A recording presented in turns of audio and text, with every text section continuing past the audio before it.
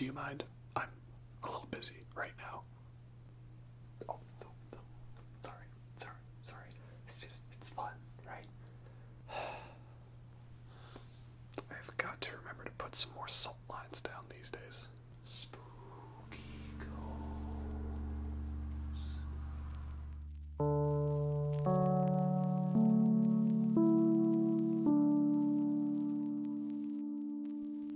All intro jokes aside, we are talking about, in this video, the 2018 family drama hit horror movie Hereditary, which is directed by Ari Aster, who also did Midsommar.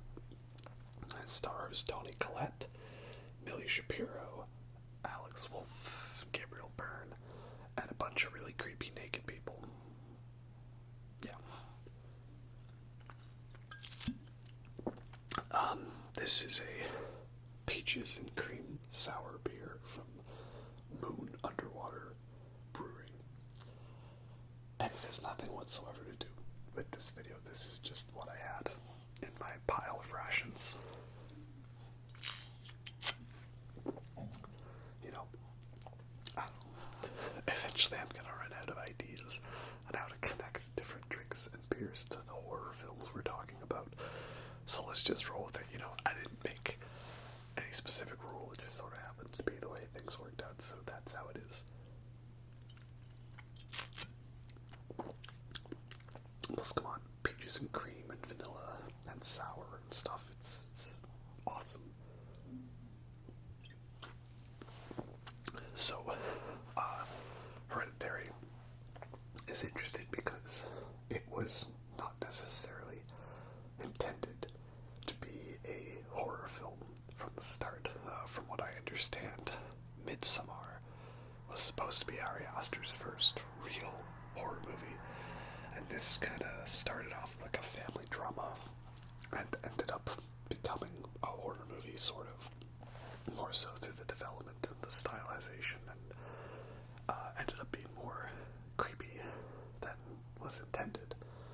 And it's kind of true in that way. You can see kind of like that the horror stuff is not very prevalent in the movie. It's like a bit at the beginning, and then there's the dread atmosphere of horror throughout the film, but it's more so family drama stuff.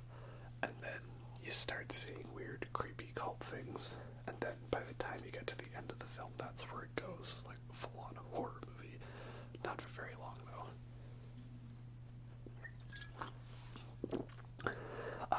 Now, with most of my reviews, I'll be spoiling the hell out of the film, because if I'm making a review of this film, then it's most likely a film that I really like, and want to talk about.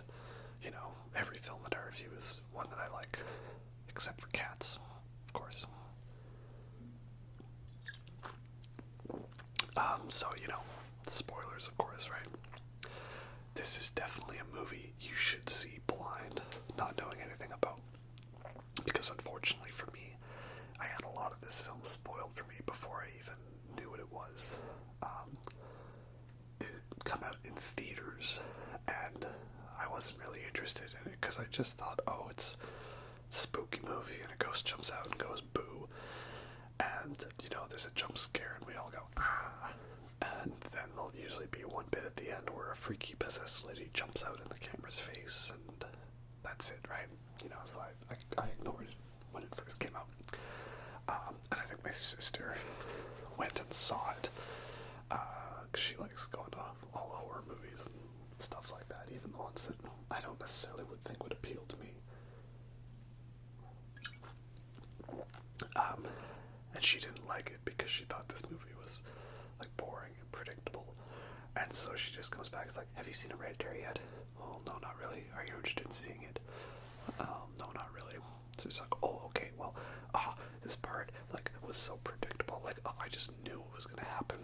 And she spoiled the whole basic first quarter of the movie leading up to that scene, the real shocking scene that everyone knows at this point.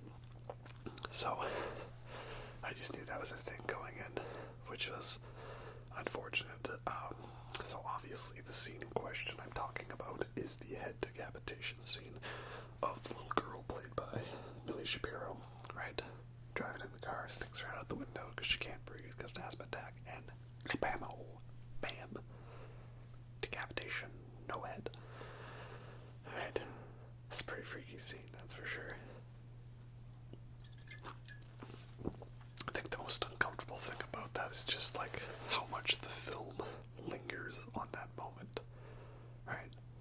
Like the car's just stopped and it's in the darkness, and Alex Wolff's character, he's just Peter. He's just sitting there in the car, just like.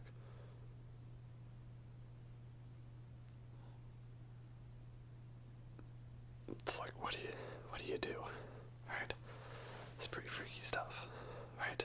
That's some real horror for you, you know, accidentally triggering your relative's asthma attack or allergies from having to eat peanuts without their inhaler, and then driving them home and accidentally decapitating them.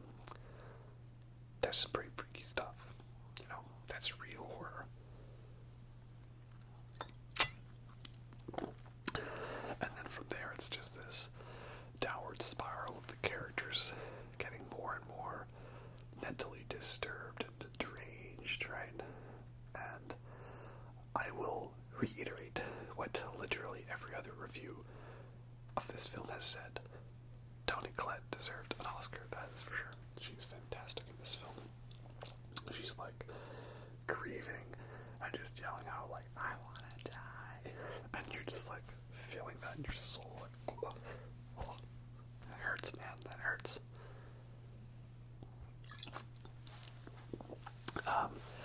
But then she also has to be weird and freaky and scary, and also just like, I've got the sound, I can see Charlie, she's gonna be with us, Charlie, it's so good to see you.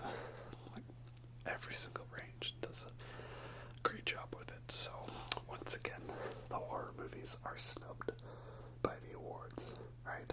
Because it's all just a bunch of trash, just to see some blood, guts, and nudity, and that life sucks and then you die, right? I love it.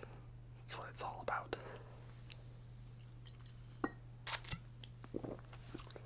So, the thing about this film is that, and this goes for most of Ari Aster's style, at least what I've seen in his 2 films so far, he doesn't really do subtle foreshadowing. And I never think from either of his films that he's intended to do subtle foreshadowing, right?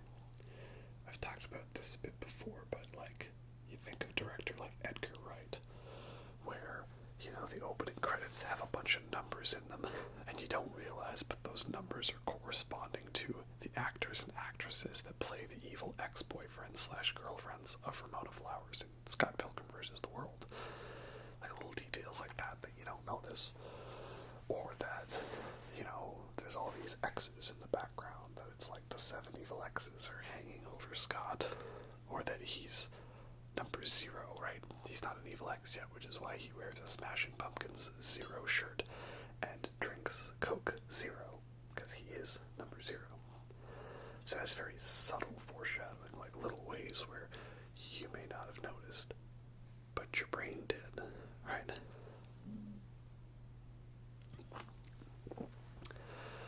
Ari Aster is just like beating you over the head with, hey, this is how the movie will end, and you don't want it to end that way, but that is how it is going to happen. Too bad.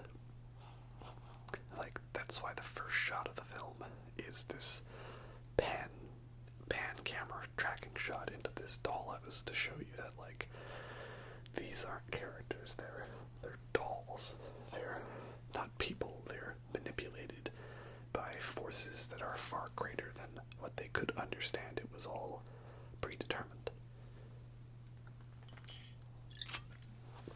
There's this spooky cult investigating everything and, you know, pulling all the strings. And again, you get very long shots of like the mother's necklace that we also see that symbol carved into the tree. It's the necklace and symbol of the demon Payman, right? Hail, Payman. was like not specifically Satan or Lucifer or anything like that, but like, you know, the right hand man, a really high-ranking demon. This was something a little more original. Because you can't end a film going, "Hail Satan," because Rosemary's Baby already did that, obviously.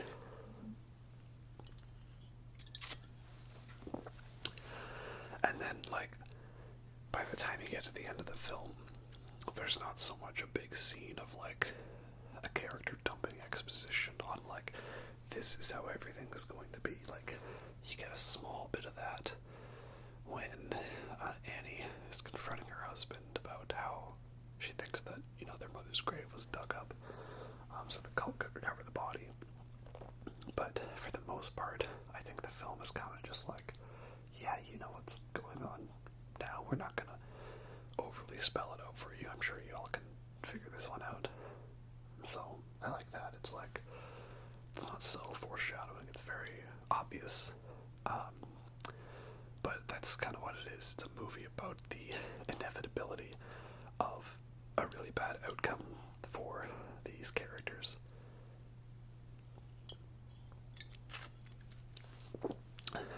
I've also heard the complaint about this film that it's not scary. And I don't know, there's some pretty spooky stuff in this film, I think. Yeah, that's for sure. And like, what is horror? What makes a film scary, right? Like, is it showing lots of blood and guts? Well, there's not too much of that in this film, but when they do show it, it's pretty effective. Like, you get that close-up shot of Charlie's head just all covered in ants rotting in the middle of the street. It's a pretty grotesque scene.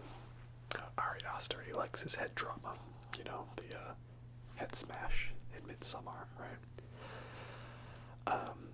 And then you have like the bit at the end where like Annie's been temporarily possessed by Payman, and she's like hung herself up and is like just like flossing through her neck with like a piano string or something like that. And it's just like the sound of like the string like cutting through her neck, just like click, click, click, click. Like that's just like just gives you the shivers, you know, just not the ASMR shivers, just the shivers. Or like when Payman is kind of torturing Peter and like freaking him out and making his hand all go up and smashing his face in the desk. I can't say like a simple face smash, but it's pretty effective. And then like when he's crying afterwards, he just feels like he's like a hurt animal or something. Like he's just sort of cowering in fear, right? It's a very good cry, you know. He's got a good cry in this film. It's very, I'm using the word sad, but not like it's a sad as in pathetic cry, just sad as in it seems sad, right? The cry is sad.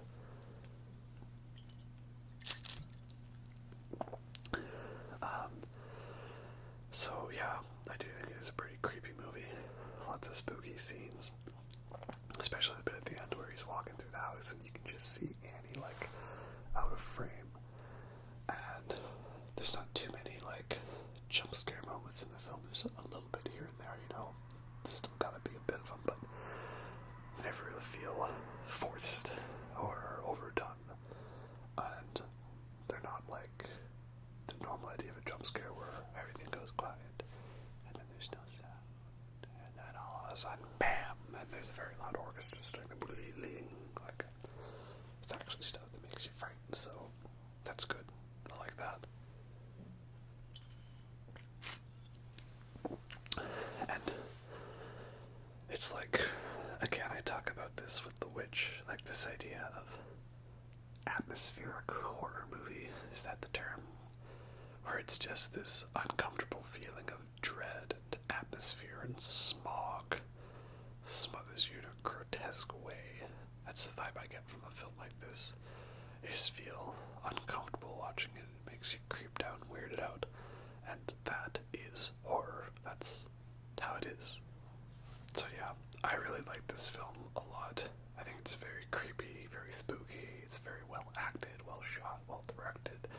Some very nice gore effects here and there, a very spooky ending, that just kind of hits you at the end with sort of a whoa moment. Very great. But again, I do know why this wouldn't appeal to everybody, because again, the scary stuff in it, it's not directly and overtly scary for the most part, right? Like, it's more so about the family drama that's the scary bit. Like, that really uncomfortable dinner conversation that they have, that's probably one of the most freakiest parts in the film, And all the cult stuff and the exorcism bits, to me, that's just like extra fluff. It's not nearly as important.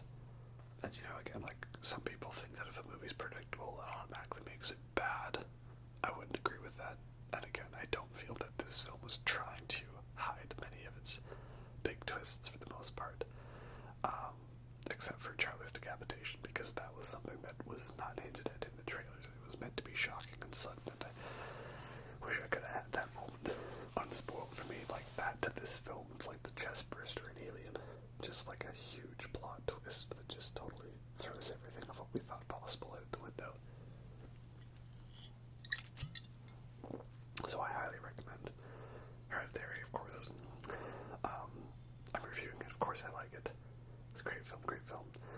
I think, though, that I prefer Midsommar, Ari Aster's next film, which I definitely need to talk about. Perhaps in that one I might mention the similarities that I see between these films. They've got similar themes and styles and imagery, and, there's a trend that's been set, a precedent. That's for sure. Trying to think if I had any other cool, creepy facts for this one. Well, Toni Collette didn't want to be in a horror movie or a dark, spooky movie at first, but because she liked the script so much, she agreed to do it. It's a good thing she did, because this film, and her in this film, is fantastic, that's for sure. But yeah, it's definitely creepy. I like the atmospheric horror stuff. Stuff where it just unsettles you and the imagery sticks with you for days afterwards and you can't escape it. That's good horror. That makes you think about it afterwards, instead of just, oh, there was a spooky ghost in a corner and it scared me by jumping at me, and then I hit it with like a proton pack or something and then it was fine. That's not that scary, that's for sure. Anyway, hope you all enjoyed that, and I guess we'll have to keep going through all these atmospheric horror films to